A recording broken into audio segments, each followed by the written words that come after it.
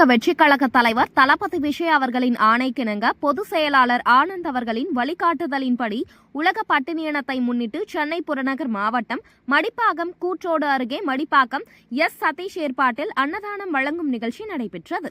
இந்நிகழ்ச்சியில் சென்னை புறநகர் மாவட்ட செயலாளர் ECR சரவணன் கலந்து கொண்டு சுமார் 300க்கும்